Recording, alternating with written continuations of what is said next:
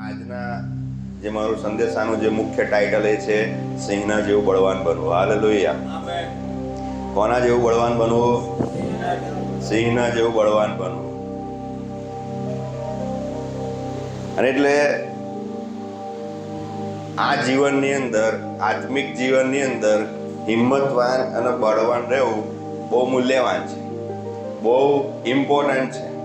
કેમ કે આત્મિક જીવનની અંદર નિર્બળ રહીને કે હતાશ રહીને જીવન જીવી શકાતું નથી, પણ હિંમતવાન રહીને જીવન જીવી શકાય છે. અને એટલે આત્મિક હિંમત પ્રાપ્ત કરવા માટે સિંહના જેવું કેવું હિંમતવાન થવું એ બહુ ઇમ્પોર્ટન્ટ છે. અને એટલે આપણે બધા જાણીએ છીએ કે સિંહ કેવું પ્રાણી છે? બળવાન પ્રાણી છે. અને જો તમે સિંહના વિશે જાણતા હોય તો આપણને ખબર છે કે ભાઈ સિંહ એકદમ નીડર હોય. બાઇબલ એમ કહે છે કે સિંહ સામેવાળા જોઈને પોતાનો રસ્તો નહીં બદલી નાખતો, પણ સામેવાળો રસ્તો બદલી નાખે. સિંહ બહુ બળવાન હોય છે, બહુ હિંમતવાન હોય છે, બહુ આત્મવિશ્વાસથી ભરપૂર પ્રાણી છે. અને કોઈ ભય કે કોઈ ડર એને ડરાવી શકતું નહીં, કે કોઈ પણ એવો હુમલો એને પાછળ પાડી શકતું નથી. પણ આ એવું પ્રાણી છે કે જેની ગર્જનાઓ બહુ કિલોમીટર સુધી સંભળાય, જેના પડઘા પડે. આ એવું પ્રાણી છે કે જેને બાઇબલ પણ અણગણતું નહીં કે આ બળવાન નહીં, પણ બાઇબલે એનો પુરાવો આપે છે કે આ બહુ બળવાન છે. અને આ એક નિર્ભયતાનું, નીડરનું અને પરાક્રમનું અને અજયનું એક બહુ મોટું પ્રતીક છે સિંહ. અને એટલે ટૂંકમાં કહીએ તો સિંહ બહુ હિંમતવાન છે, સિંહ બહુ બળવાન છે. એટલે વાંચીએ નીતિવચન 30 અને 30 આ પ્રમાણે કહે છે. સિંહના વિશે શું કહેવામાં આવ્યું છે એ આપણે જોઈએ.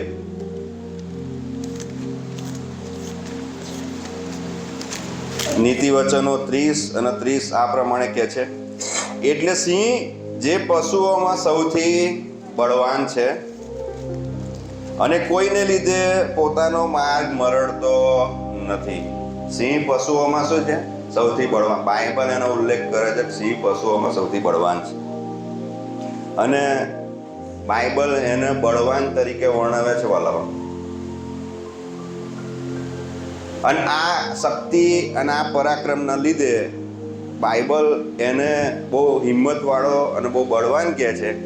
માટે પ્રભુ પણ એવી અપેક્ષા રાખે છે કે એના બાળકો, એના દીકરા દીકરીઓ સિંહના જેવા બળવાન હોય, સિંહના જેવા બળવાન હોય. ઈસુ કયા કુળમાંથી આવેલા? યહૂદાના સિંહ એવું કહેવામાં આવેલું છે. ઈસુ પોતે પણ સિંહ હતા અને એના બાળકો સિંહ જેવા જ છે, સિંહ જ છે વાલાઓ. કોપી કરનારા બધા બહુ છે કે જે પોતે સિંહ નહીં. શેતાન એ કોપીનો માસ્ટર છે, એટલે એ પોતાને સિંહ તો કહે છે પણ સિંહ નહીં. બરાબર? એ પોતાને સિંહ કહે છે પણ સિંહ નહીં. અને એટલે જ્યારે સિંહની સામે કોઈ બાબત આવે કે કોઈ પડકાર આવે ને તો સિંહ એને પરિપૂર્ણ કરે. ભલાઓ, દેવે આપણામાં એવી જ તાકાત મૂકી છે, એવું જ પરાક્રમ મૂક્યું છે કે આપણે ક્યારેય બીવું નહીં અને ગભરાવું નહીં, અને આપણે એને પછાડી નાખવું, આપણે એને તોડી નાખવું અને આપણે એને હરાવવાનું. અને પ્રભુ પણ આ સિંહના જેવું બળવાન થવાનું જ આપણને કહે છે. અને એટલે બાઇબલ એમ કહે છે, નીતિવચન 28 અને 1 શું કહે છે?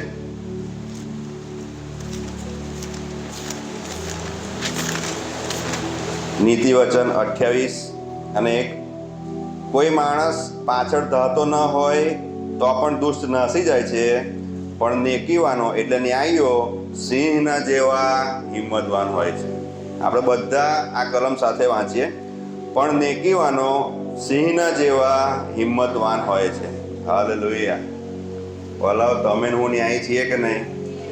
તો તમે હું કેવા છીએ? સિંહના જેવા હિંમતવાન છે. એને એટલે આપણે આપણો માર્ગ મરડતા નથી, સામે પરિસ્થિતિ જોઈને આપણે આપણો માર્ગ બદલી નાખતા નહીં, મોઢું છુપાઈને જતા રહેનારા લોક નથી, પણ આપણે હિંમતવાળા લોક છીએ, બળવાન લોક છીએ. હાલેલુયા. અને એટલે ઘણી બધી વખત એવું થાય છે કે કદાચ આપણે વાંચ્યું હોય, કદાચ સમજ્યા હોય, પણ એની અંદર આપણે ક્યારેય કાર્ય ના કર્યું હોય. કદાચ આપણને ખબર ના પડતી હોય કે મારે શરૂઆત ક્યાંથી કરવી, અને એટલે ઘણી બધી વખતે ભય, ડર આપણને પાછળ ખેંચી રહ્યું હોય, આપણને હિંમતવાળું ના બનાવતું હોય. પણ હું તમને વહાલાઓ કહેવા માગું છું કે આ જાણી લેવાની જરૂર છે કે દેવે તમને મને હિંમતવાળા બનાવ્યા. જો ઈસુએ મૃત્યુ પર વિજય મેળવ્યો, નરક ઉપર વિજય મેળવ્યો, અને વિજય મેળવી તમને મને ખૂણામાં પેલા કાપતા બેસતા નહીં રાખ્યા. એમણે તમને મને ઉઠાવી અને રાજ્યાસન પર બેસાડ્યા. બરોબર છે? આપણે પેલા થરથર કાપનારા ખૂણામાં બેસી રહેલા લોક નહીં, પણ આપણને દેવે રાજ્યાસન પર બેસાડે, એની સાથે આપણને બેસાડવામાં આવેલા. હાલેલુયા! તો બહુ અદ્ભુત છે વાલાઓ. અને એટલા માટે આપણને દેવે બધા અધિકાર આપેલા છે, અને આપણને પ્રભુતા કરવાનો પણ દેવે અધિકાર આપેલો છે.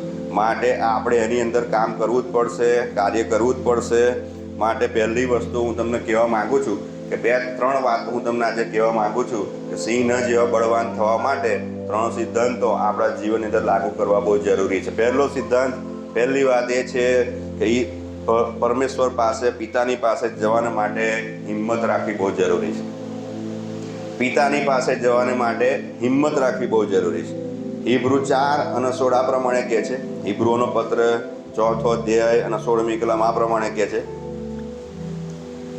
એ માટે દયા પામવાને તથા અગત્યને પ્રસંગે સહાયને માટે કૃપા પ્રાપ્ત કરવાને આપણે હિંમતથી કૃપાસનની પાસે આવે. હિંમતથી ક્યાં જવાનું છે? કૃપાસનની પાસે જવાનું છે. પાપની હજુરમાં આવવાનું છે હિંમતથી. અને એટલે હું તમને કહેવા માંગુ છું, આપણે પ્રાર્થના તો કરીએ છીએ, રોજે પ્રાર્થના કરીએ છીએ, પણ આ પ્રાર્થનામાં આપણે કેવી રીતે જઈએ છીએ એ બહુ ઇમ્પોર્ટન્ટ છે. બીકથી જઈએ છીએ કે પછી આપણા બાપની પાસે બહુ હિંમતથી જઈએ છીએ? આ હાજરીની અંદર આપણે કેવા જઈએ છીએ એ બહુ મેટર કરે છે. અને એટલે આપણે પ્રભુની હાજરીમાં કેવા જઈએ છીએ અને કેવી રીતે હાજર થઈએ છીએ એ બહુ ઇમ્પોર્ટન્ટ છે. આપણે આત્મવિશ્વાસથી ભરાઈને જઈએ છીએ કે પછી ડરની રીતે જઈએ છીએ? આપણે કશું પ્રાપ્ત કરવાની અપેક્ષા રાખીએ છીએ, ખાલી ઈચ્છા અને આશા જ રાખીએ છીએ? આપણે શું એ વિશ્વાસમાં જઈએ છીએ કે આપણે એના પોતાના છીએ અને આપણે પોતાને એવી રીતે જઈએ છીએ કે આપણે બહુ અયોગ્ય છે કે એની હજુરમાં ના જવાય કેમ કે હું તો અયોગ્ય છું? શું આ રીતે જઈએ છીએ? તો વલાઓ હું તમને કહું કે આપણે કેવી રીતે જઈએ એ વધારે ઇમ્પોર્ટન્ટ છે. માટે આપણે બાપના સિંહાસનની પાસે કેવી રીતે જઈએ છીએ એ નક્કી કરશે કે આપણે આપણી જરૂરિયાતો પૂરી કરીશું, પ્રાપ્ત કરીશું કે પછી ખાલી હાથે પાછા આવીશું. આપણે દેવની હજુરમાં કેવી રીતે જઈએ છીએ એ જ નક્કી કરશે કે આપણે કશું પ્રાપ્ત કરીને આવીશું કે પછી આપણે એવા ને એવા પાછા આવીશું. બહુ ઇમ્પોર્ટન્ટ છે બોલો. અને એટલે આપણે હિબ્રુઓનો પત્ર વાંચ્યું 4થો અધ્યાય 16મી કલમ, એની અંદર કીધું કે ભાઈ હિંમતથી આપણે કૃપાસનની પાસે આવીએ. અને એક બાઇબલ વર્ઝન એવું કહે છે કે જ્યારે તમે હિંમતથી કૃપાસનની પાસે આવો છો ત્યારે એ તમને ભરી દે છે. તમારી સગળી જરૂરિયાતો, તમારી સગળી બાબતોને તે પરિપૂર્ણ કરે છે. બહુ ઇમ્પોર્ટન્ટ છે વલ્લભ કે આપણે કેવી રીતે પ્રભુની પાસે આવીએ છીએ.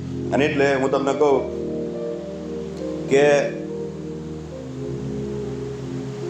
હિંમત પ્રાપ્ત કરવા માટે જે જરૂરી છે, હિંમત પ્રાપ્ત કરવા માટે જેનું જે ઈંધણ છે, ફ્યુઅલ છે, એ છે વિશ્વાસ.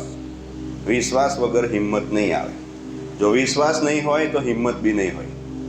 માટે તમારે મારે એ વિશ્વાસની અંદર બન્યા રહેવું પડશે જેથી કરીને આપણને હિંમત આવે. અને એટલા માટે પ્રાર્થનાની અંદર કે દેવની હજુરીની અંદર હિંમત લાવવી ક્યાંથી? તો હિંમત અને વિશ્વાસ એના પરથી આવે છે કે તમને મને ખબર હોવી જોઈએ કે તમે હું ખ્રિસ્તની અંદર કોણ છીએ.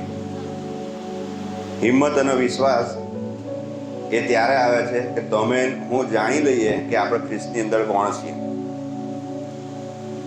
અને આ જાણવા દ્વારા જ વલાઓ તમને મને ખબર પડે છે કે આપણે કેટલા હિંમતવાન છીએ. જો હું તમને કહું, શૈતાન બહુ ઈચ્છે છે કે આપણે આપણા બાપને ના ઓળખીએ. કેમ કે એને ખબર છે કે જો આ જેટલો એના બાપને ઓળખશે ને એટલો વધારે એમના જેવો થતો જશે અને હું હારતો જઈશ કે રોજ. એટલે બહુ ઇમ્પોર્ટન્ટ છે, બહુ મહત્વનું છે. અને એટલે બાઇબલનું વચન એમ કહે છે કે ભાઈ મારા લોક જ્ઞાનના અભાવે નાશ પામે છે, જ્ઞાન ન હોવાને લીધે નાશ પામે છે.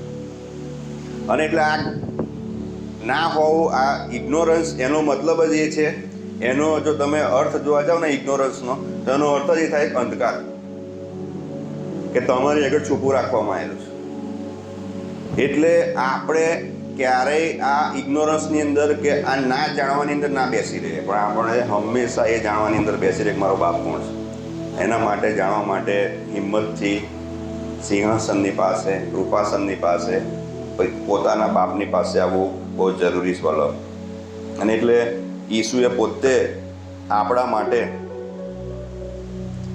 એ અધિકારોને ખુલ્લા મૂકી દીધા, અને આપણે સ્વતંત્રતાથી પરમેશ્વરની હાજરીની અંદર કોઈ પણ દોષ ભાવના વગર, અસુરક્ષા વગર, અને આપણી વાતો નહીં સાંભળવામાં આવે એના વગર પ્રભુ ઈસુ ખ્રિસ્તે આપણું જોડાણ કરી દીધું બોલો પિતાની સાથે.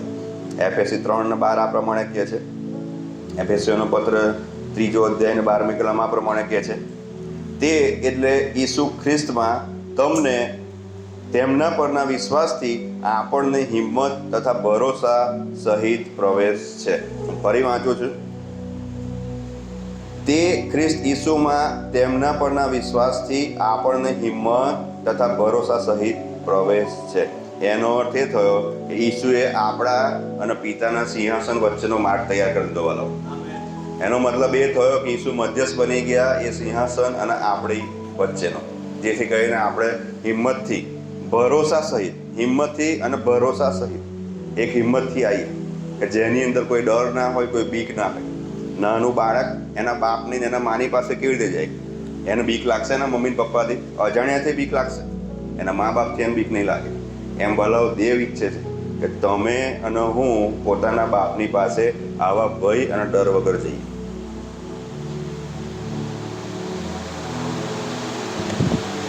હું તમને એક ઉદાહરણ આપું કે બધાની પાસે પોતાનું ઘર છે, અને આપણે ઘરની અંદર એન્ટર થઈએ તો આપણે પ્રાર્થના નહીં કરતા, ઓ પ્રભુ હું આ ઘરમાં પ્રવેશું કે ના પ્રવેશું, ઓ પ્રભુ હું ઘરની અંદર જાઉં કે ના જાઉં. કેમ આપણે આવી પ્રાર્થના નહીં કરતા? કેમ કે તમારું પોતાનું ઘર, એની અંદર તમને કોઈ બીક નહીં, કોઈ ભય નહીં, ડર નહીં. કેમ? તમારું પોતાનું છે. એ ઘર એ તમારું સ્થાન છે. પરમેશ્વરનું સિંહાસન એ તમારું મારું સ્થાન છે વાલો. પરમેશ્વરનું સિંહાસન, પરમેશ્વરનું કૃપાસન એ તમારું મારું સ્થાન છે. શૈતાન ઘણી બધી વખતે એ સ્થાન આપણને બદલવાનું કહેતો હોય કે સ્થાન પર જવાના માટે રોકતો હોય, પણ હું તમને કહું એના પ્રયત્નો નિષ્ફળ કરી નાખ્યો. કેમ કે દરેક વખતે દેવે આપણું સ્થાન નક્કી કર્યું છે કે ભાઈ આપણું સ્થાન એ પરમેશ્વરનું સિંહાસન છે, એની આગળ હંમેશા આપણે રહીએ.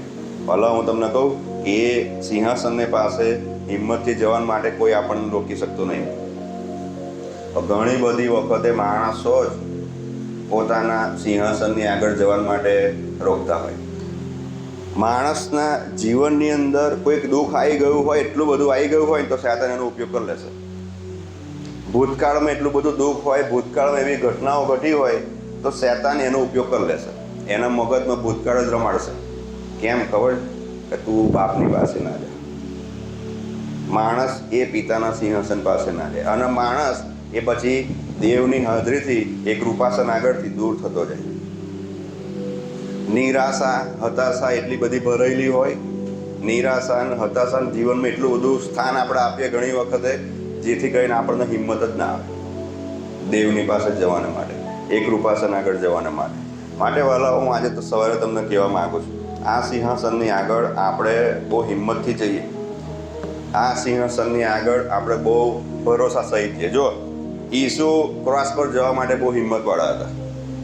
તમારી અને મારા પાપોને માટે, રોગોને માટે, બીમારીને માટે, ગરીબીના માટે કિંમત ચૂકવાના માટે ઈસુ બહુ નીડર હતા, હિંમતવાળા હતા. અને હું તમને કહું, બીજું કોઈ કારણ મળે કે ના મળે, બીજું કોઈ કારણ મળે કે ના મળે, પણ ઈસુને માન આપવા માટે હિંમતવાળા બનજો.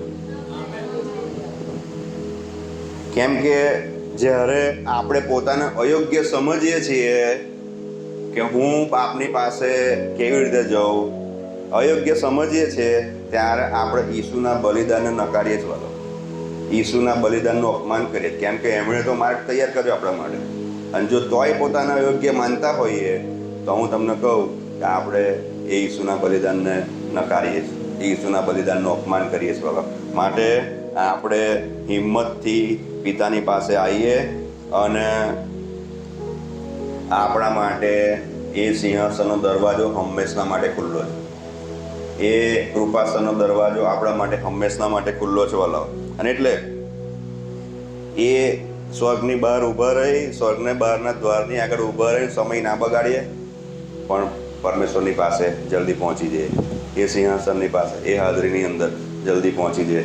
મેં તમને કીધું એમ કે ઘણી બધી વખત માણસને શૈતાન બહુ ખરાબ રીતે ટ્રીક કરતો હોય કે જો તું તો આવો છો તારથી પ્રભુની જોડ ના જાય. માણસ પડી ગયો હોય ને તો એને, જો કોઈક માણસ ચાલતો ચાલતો પડી ગયો હોય તો શૈતાન એને એવું જ રમાડશે, જો હવે તારથી ના જવાય, તો ત્યાં ભૂલ કરી, હવે ત્યાં પાપ કર્યું, હવે તો તાર પરમેશ્વરની પાછળ ના જવાય. પણ વલા હું તમને કહું, જો ચાલતા ચાલતા પડી ગયા તો કામ શું કરવાનું ખબર? ઉઠીને ફરી ચાલવાનું. છોકરું પડી જાય, આપણે પડી ગયા તો પડી જ નહીં રહ્યા, આપણે ઉઠીને ફરી ચાલ્યા જ. એમ વલાવો બાપની પાસે જવા માટે પણ ક્યારેય સમય નહીં બગાડો, ઉઠીને ફરી ચાલવાનું. એ તો એના બધા બહાનાઓ, એની બધી બાબતો આપણી આગળ એવી રજૂ કરશે કે આપણે પિતાની પાસે ના જઈએ. મેં કીધું એમ ઘણી બધી વખત માણસને શું કહેવાય, તો એકબીજાથી ઠોકર લાગતી હોય તો એ પ્રભુ પાસે નહીં જતા. એટલે પણ તારણ પ્રભુને શું, તને કોકનાથી દુઃખ લાગે એમાં પ્રભુને શું લેવા દેવા? પણ શૈતાન આ બધી વાતો તમારા મગજમાં, તમારા હૃદયમાં નાખશે. માટે હું તમને કહું છું વલાવ કે ક્યારેય આ બધા વિચારો કે આ બધી બાબતોથી આપણે પોતાને ભમાઈએ નહીં, પોતાને ભૂલાઈએ નહીં, પણ પોતાના બાપની પાસે વહેલા પહોંચી જઈએ. બીજી વાત હું તમને જે કહેવા માગું છું એ કે દેવના વચન પર કાર્ય કરીને હિંમતવાન બનવું. દેવના વચન પર કામ કરીને હિંમતવાળું બનવું. યાકૂબ 1:22 આ પ્રમાણે કહે છે. યાકૂબનો પત્ર એનો 1 અધ્યાય 22મી કલમ આ પ્રમાણે કહે છે, પણ તમે વચનના પાળનારા થાઓ, પોતાને છેતરીને માત્ર સાંભળનારા જ નહીં. શું લખ્યું છે? તમે વચનના પાળનારા થાવ, પોતાને છેતરીને માત્ર સાંભળનારા જ નહીં. માટે જે વચન પાળતો નહીં એ કેવો છે? પોતાને છેતરે છે. એટલે વલાઓ યાદ રાખજો કે જો આપણે વચન નહીં પાડતા ને તો આપણે છેતરનારા છીએ.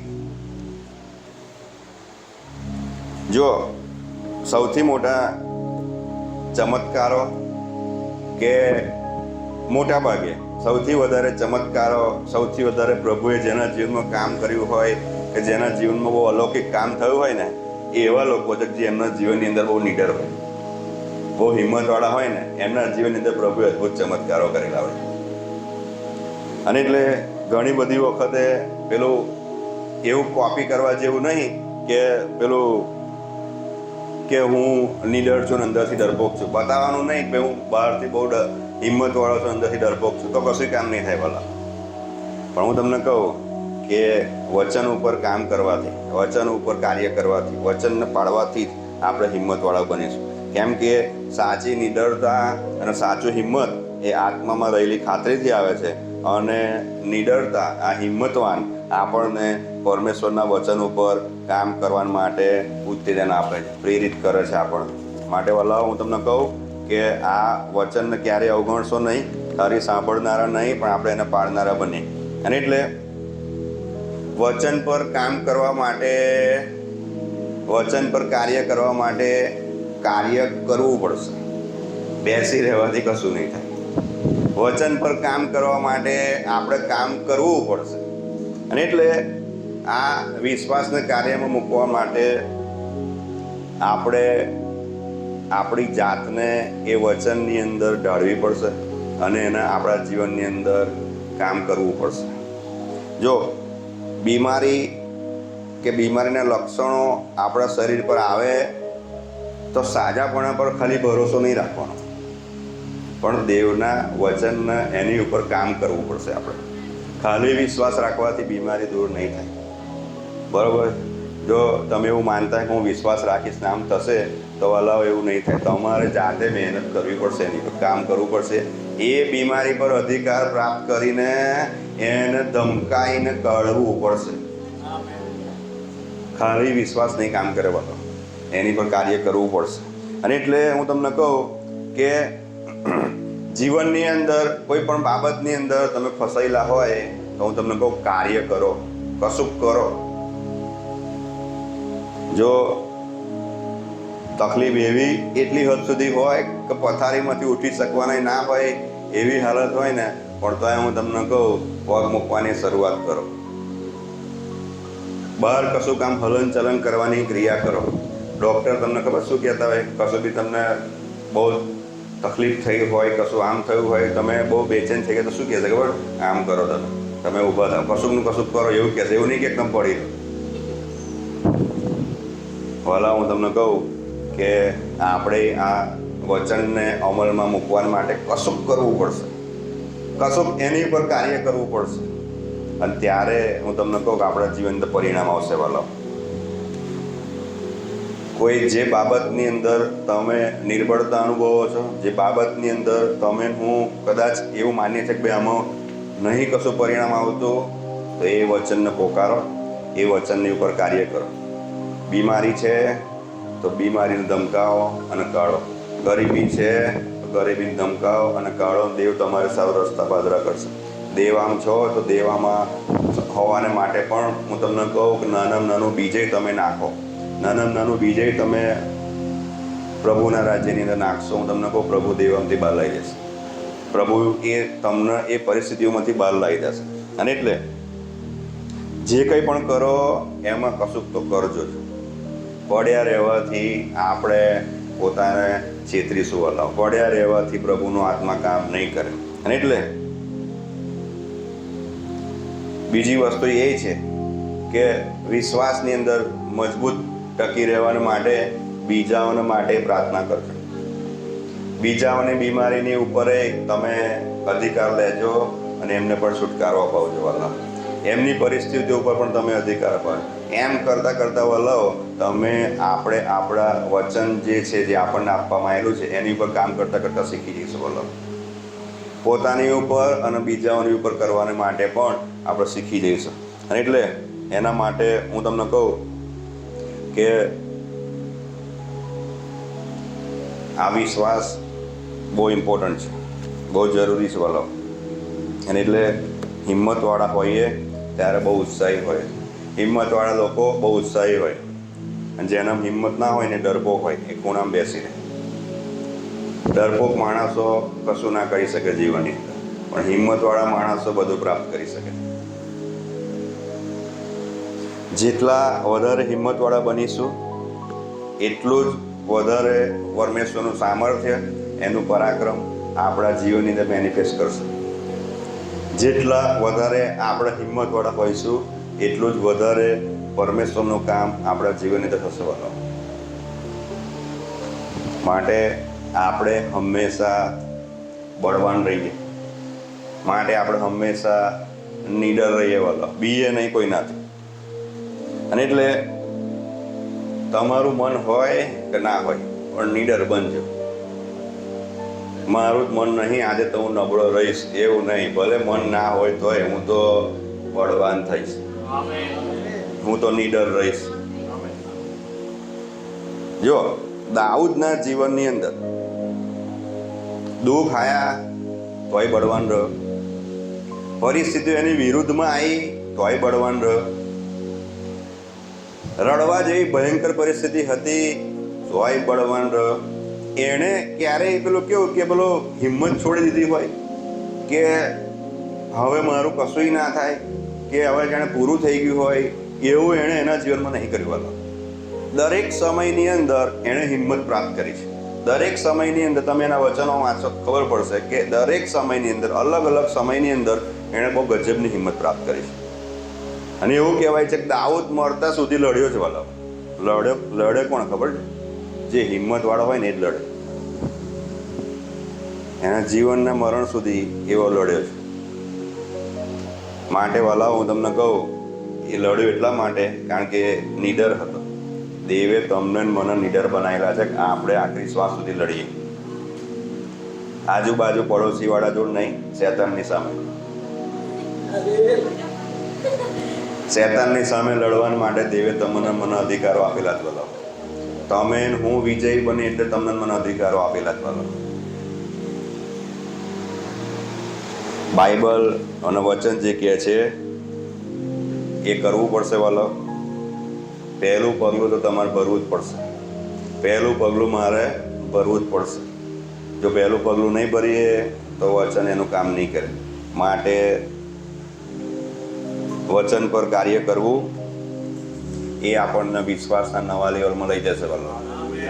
વચન પર કાર્ય કરવું એ આપણને આપણા જીવનની અંદર વિશ્વાસ કેમનો કાર્ય થાય ને એ આપણને પોતાને ખબર પડશે. ત્રીજી જે વાત હું તમને જે કહેવા માંગુ, ત્રીજો જે સિદ્ધાંત છે હું તમને કહેવા માંગુ છું, શૈતાનનો સામનો કરવાને માટે હિંમતવાન બનીએ.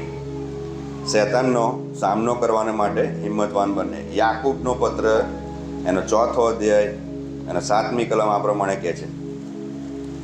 યાકૂબનો પત્ર 4થો અધ્યાય અને 7મી કલમ આ પ્રમાણે કહે છે, માટે તમે ઈશ્વરને અધીન થાઓ પણ શૈતાનની સામા થાઓ, એટલે તે તમારી પાસેથી નાસી જશે. શૈતાનની સામા થાવ એટલે તે તમારી પાસેથી નાસી જશે. શૈતાન તમને મને કેવી રીતે જુએ છે? શું એ પરમેશ્વરના મહાન યોદ્ધા તરીકે જુએ છે? પરમેશ્વરના મહાન પરાક્રમી સેવક તરીકે જુએ છે? પરમેશ્વરના મહાન પરાક્રમી દીકરા દીકરીઓ તરીકે જુએ છે? કે પછી એવી રીતે જુએ છે કે તમને મને એક જ મિનિટમાં રહી દે, 1 સેકન્ડમાં રહી દે? આ પ્રશ્નનો જવાબ એ તમારી પર આધાર રાખે છે. આ પ્રશ્નનો જવાબ એ તમારી મારી પર આધાર રાખે છે વાલાઓ. કેમ કે હું તમને કહું, જ્યારે એ 12 જાસૂસી કરવાને માટે ગયેલા અને પાછા આવીને જે રિપોર્ટ એમણે આપ્યો, ગણનાના 13મા અધ્યાયમાં છે, વાંચી લેજો, તમને ખબર પડશે કે જે રિપોર્ટ એમણે આપ્યો એ રિપોર્ટ એવું કહે છે કે ભાઈ બધું સારું છે, કે ફળ એ જોરદાર છે, આ દ્રાક્ષની લૂમે લાયા કે જો 2 જણા ઊંચકીને લાયા કે આવડી મોટી દ્રાક્ષની લૂમ છે, કે એનો કે પ્રદેશ છે કે બહુ સુંદર છે, કે બહુ હરિયાળો છે, બહુ એકદમ ફ્રૂટફુલ છે, કે જોરદાર છે, કે પણ ભાઈ પાછળ એવું કહે છે પણ કે એના માણસો બહુ કદાવર છે, કે એના માણસોને આપણે હરાઈ નહીં શકીશું. આવા શબ્દો છે. અમે તેમની આગળ કે તીર જેવા લાગ્યા અને એમની નજરમાં અમે તીર જેવા હતા. આ સમજદારીએ એમને વચનના દેશમાં ના લઈ ગઈ. પોતાને શું માન્યા ને, પોતાને શું એમણે પોતાની જાતને આંકીને એ એમને વચનના દેશના આશીર્વાદોથી વંચિત રાખે. એમને લઈ જવામાં ના આવ્યા.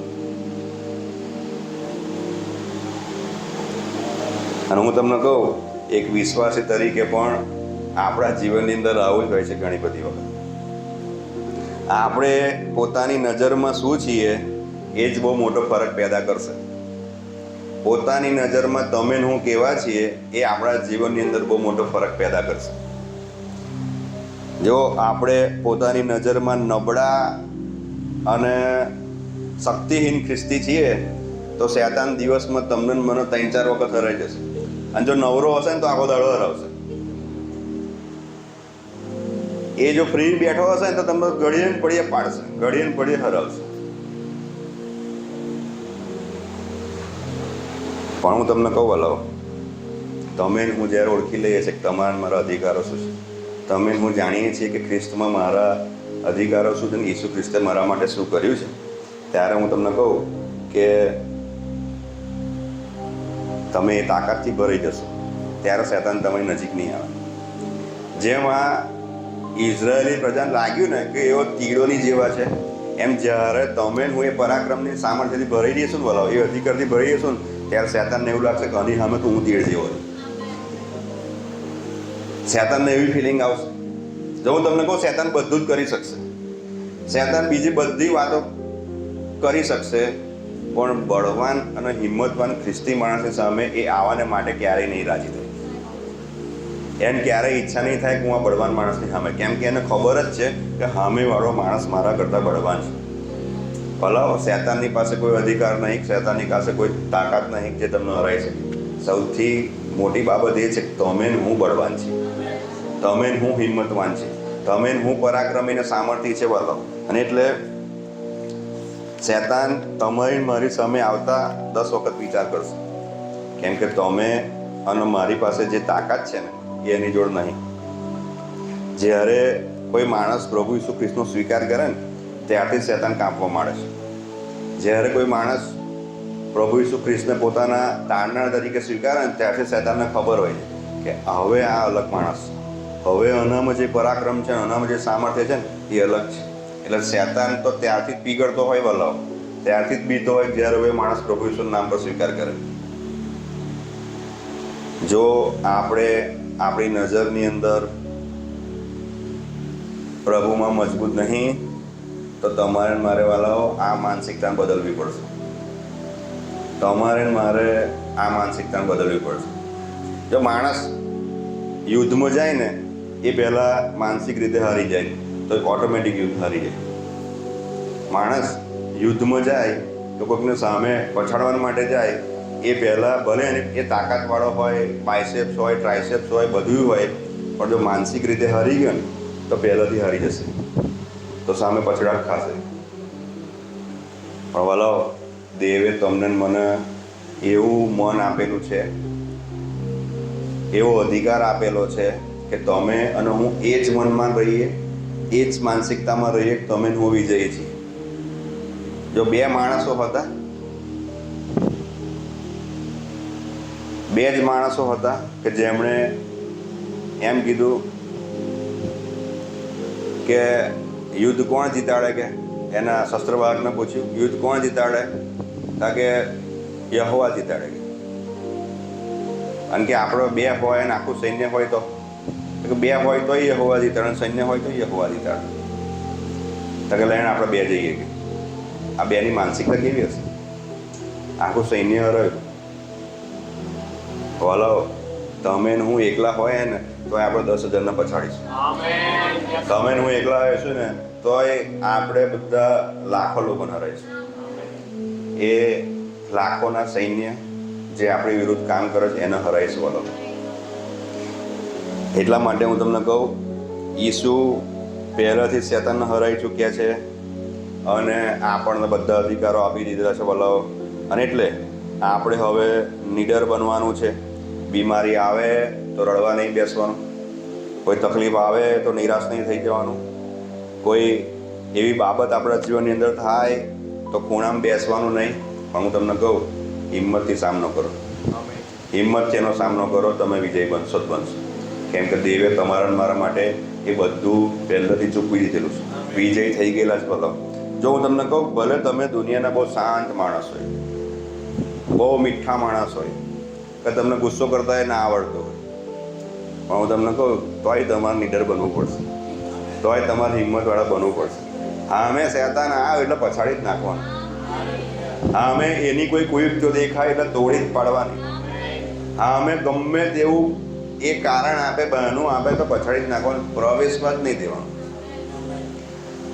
હું તમને કહું, એને એક ખૂની તરીકે જુઓ, એને ગુનેગાર તરીકે જુઓ, એને ચોર તરીકે જુઓ. આપણામાંથી કોઈ એવું નહીં કે દેશી કૂતરાને ઘરમાં લાવીને બેહાડે. બાયણું ખુલ્લું રહી ગયું, કૂતરું ગાય આવે ને તો કોઈ નહીં બેસાડતું ઘરમાં, હારો આવ્યા એટલે ખવડાવું લે પાણી કરો, એવું કોઈ નહીં કરતું, બહારથી બહાર જ કરે. અને કોક તો ચલો ખવડાવે ને પીવડાવે જ, પણ સૌથી વધારે તો આપણે નસાડીએ છીએ. જો કૂતરા અને ગાયને જો આપણે નસાડતા હોય તો વાલા આ તો શેતાન છે, એને શું કામ નહીં નસાડવાનું? એને તો પહેલાં જ હાલવાની, આપણે દેખાય એવું જ ચાલુ કરી દેવાનું. વાલાઓ નીડર બનો. આ નીડર અને હિંમતવાળો માણસ તમે બનશો ને તો તમને બધી ખબર પડવા માંડશે કે શું દેવનું છે અને શું શેતાનનું છે. ક્યારે હુમલો કરવો અને ક્યારે ના કરવો એ તમને મને ખબર પડશે. ભલો બહુ ઇમ્પોર્ટન્ટ છે કે આપણે નીડર બને. અને જો નીડર બનશો ને, હિંમતવાળા બનશો ને, તો અડોશી પડોશી જે અંધકારમાં છે, જગતમાં જે છે, એમને તમે પ્રકાશમાં ખેંચી લાવશો. જે બીજા બધા આપણને એવું દેખાય કે આ લોકો પ્રકાશમાં આવે તો કેવું સારું, એને તમે ખેંચી લાવશો. ક્યારે? જ્યારે તમે હિંમતવાળા હશો ને ત્યારે. જ્યારે તમારી મારી અંદર હિંમત હશે ને તો. ભલો સિંહ એનું બચ્ચું જો તકલીફમાં હોય ને, જો સિંહના બચ્ચા પર જો પેલા શિયાળોએ અટેક કર્યો હોય ને, તો એ પેલો સિંહ જ્યારે જાય ને તો એમાંનો એક જણો ઊભો નહીં રહેતો હતો, બધાને હસી જાય. એમ વલાવ આ જગતની અંદર એવું છે કે એવો ઘેરો ગાલ્યો છે શેતાને, પણ જ્યારે તમે હું જઈશું ને ત્યારે લોકો બંધનોમાંથી મુક્ત થશે. વલાવ જ્યારે તમે હું જઈશું ને ત્યારે એ બધી શ્રાપની પાપની અસરોમાંથી આ જગત બહાર આવશે. વલાવ ક્યારે? કે જ્યારે તમે હું હિંમતવાળા હશું, તમે અને હું મજબૂત ઉભા રહીશું. વલાવ અને એટલે હું તમને કહું કે પ્રેક્ટિસ કરો, દેવના વચનો ઉપર પ્રેક્ટિસ કરો. હું હિંમતવાળો છું, હું બળવાન છું, હું સિંહના જેવો બળવાન છું. ત્યારે જ તમે હું વલાવ વધારે બળવાન થતા જઈશું. વલાવ શેતાનને રોજ ધમકાવો, શેતાનને રોજ એને ઠપકો આલો. પ્રેમથી વાત ના કરશો, પણ એને બરોબર ધમકાવો કે મારા ઘરની ઉપર તારો કોઈ અધિકાર નહીં, મારા બાળક ઉપર તારો કોઈ અધિકાર નહીં, મારા નાણાં ઉપર તારો કોઈ અધિકાર નથી, મારી આસપાસની જે બાબતો મારી સાથે સંકળાયેલી એની પર તારો કોઈ અધિકાર નથી. ઈસુના લોહીની કબૂલાત કરો. વાલા જેમ જેમ આ તમે બોલતા રહેશો, જેમ જેમ કબૂલાત કરતા રહેશો, એમ વધારે હિંમતથી ભરાતા જશો, એમ વધારે તમે બળવાન થતા જશો. કેમ કે દેવના વચનો આપણને બળવાન કરે છે. વાલા દેવના વચનો આપણને વધારે હિંમતવાન કરે છે. અને એટલે પરમેશ્વરની પાસે નિડરતાથી જઈએ, હિંમતવાળા બનીને જઈએ. વલાવ અને પરમેશ્વરના વચન પર કાર્ય આપણે હિંમતથી કરીએ.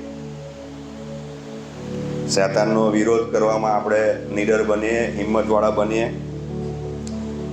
અને આ બધી બાબતો આપણે કરીશું ત્યારે હું તમને કહું કે પરમેશ્વર જેવું ચાહે છે કે ન્યાયી માણસ સિંહના જો હિંમતવાન હોય છે, બળવાન હોય છે, ત્યારે આપણે બળવાન બનીશું. વલાવ દેવ જે રીતે ચાહે છે કે આપણે સિંહના જેવો બળવાન હોઈએ, એમ આપણે આ બળવાન બનીશું. વલાવ એટલે આપણે હવે ક્યારેય ભય, ડર કે નિરાશા, હતાશાવાળી જિંદગી નહીં, પણ આપણે હિંમતવાળી જિંદગી જીવવાની છે. આપણે ડરપોકવાળી જિંદગી નહીં, પણ આપણે હિંમતવાળી જિંદગી જીવવાની છે. એટલે પોતાને સજ્જ કરો, પોતાને તૈયાર કરો અને આત્મિક ગર્જનાઓ કરો અને આપણે સિંહના જેવા બળવાન થઈશું. વલાવો અને સિંહના જેવા બળવાન બનવું એની અંદર વિજયી છે, એની અંદર આપણા હેતુની રાહદાઓ છે. વલાવો અને એ સિંહના જેવું બળવાન આપણે જ્યારે બનીશું ત્યારે આપણે બધા બહુ આશીર્વાદો પ્રાપ્ત કરીશું. ત્યારે આપણે શ્રેષ્ઠ જીવનની અંદર જીવીશું. જો નિરાશ અને હતાશ વ્યક્તિ ક્યારેય જીવનની અંદર આગળ નહીં ચાલી શકતો. તમે કોઈ ડિપ્રેસ માણસને જોયો હોય કે જે પોતે બહુ ડિપ્રેશનમાં હોય, એ માણસ એના જીવનની અંદર ક્યારેય આગળ નહીં વધી શકતો, નહીં પોતાના જીવનના નિર્ણય કરી શકતો, નહીં કોઈ એવી બાબત એના જીવનની અંદર. હંમેશા ટોટી વાળે અને બેડરૂમમાં બેસી રહે, હંમેશા રડતો હોય, હંમેશા હેરાન થતો હોય. પણ હું તમને કહું, નીડર માણસ હંમેશા આગળ ચાલવાનો માણસ છે. હિંમતવાળો માણસ હંમેશા, નિર્ભય માણસ એ હંમેશા વૃદ્ધિ પામતો માણસ.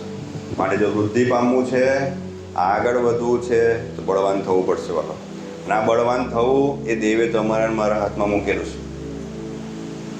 પ્રભુને એવી પ્રાર્થના કરવાની જરૂર નહીં, પ્રભુ મને બળવાન કરો. પ્રભુ આવીને તમને બળવાન નહીં કરે. દેવે એમ કીધું છે કે બળવાન થાય, હિંમતવાન થાય. એનો મતલબ કે દેવે તમારી અંદર મૂક્યું છે તારે થવાનું છે. કાર્ય તારે, બળવાન ને હિંમતવાન તારે થવું પડશે.